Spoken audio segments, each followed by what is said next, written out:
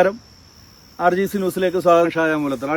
ഇത് കണ്ടോ നമ്മുടെ സുരേഷ് മേപ്പാടി. അപ്പൊ ഞങ്ങളിങ്ങനെ വീണ്ടും വയനാട്ടിലൊക്കെ ഒന്ന് വന്ന് പുത്തുമലയിലൊക്കെ ഒന്ന് വന്നതാ.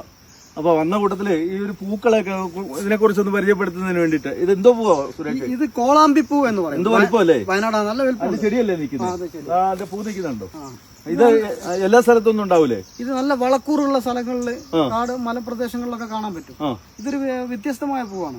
കുറച്ച് ഇത്രയും വലുപ്പമുണ്ടല്ലോ, അപ്പൊ അത്രയും വളക്കൂറ് ഇതിൽ കാണാൻ പറ്റും. ഇത് നാട്ടുപ്രദേശത്തൊന്നും കാണാനില്ലല്ലോ? കാണാനില്ല. ഇല്ല ഇല്ല.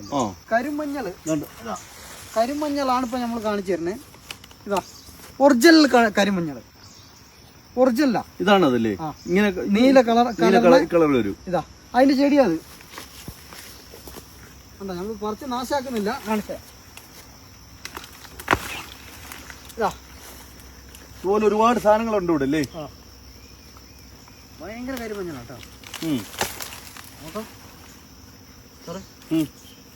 ഇതാ അതിന്റെ വിത്തെല്ലാം അടിയിലല്ലോ? വിത്ത് അടിയിലുണ്ട്. കരിമഞ്ഞളാ അത്. ഇതുണ്ടോ? ഒറിജിനൽ കരിമഞ്ഞൾ. തെരഞ്ഞെടുക്കുന്ന കരിമഞ്ഞൾ ഇതാണ്. കണ്ടോ?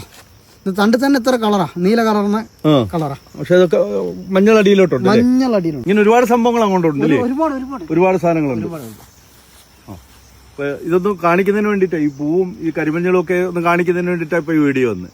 ഇനിയിപ്പോ ഒരുപാട് വ്യത്യസ്തമായ കാഴ്ചകൾ അങ്ങോട്ട് ഞങ്ങൾ മല തുടർന്ന് കയറാൻ പോകും. നമ്മൾ അങ്ങോട്ട് കയറാൻ പോവാ. ഇതിപ്പോ നമ്മൾ കുറച്ച് എത്തിയിട്ടുണ്ട് അല്ലേ? ഇതിന് കുറച്ചുകൂടെ പോകാനുണ്ട്. മുക്കാൽ ഭാഗം എത്തിയിട്ടുണ്ട്. പിന്നെ ഇനിയും മലയിലേക്ക് ഇങ്ങനെ പോയിക്കൊണ്ടിരിക്കുകയാണ്. കിട്ടുന്ന ഭക്ഷണം കഴിക്കും. അങ്ങനെ പോവാം നമുക്ക്. ഓക്കെ.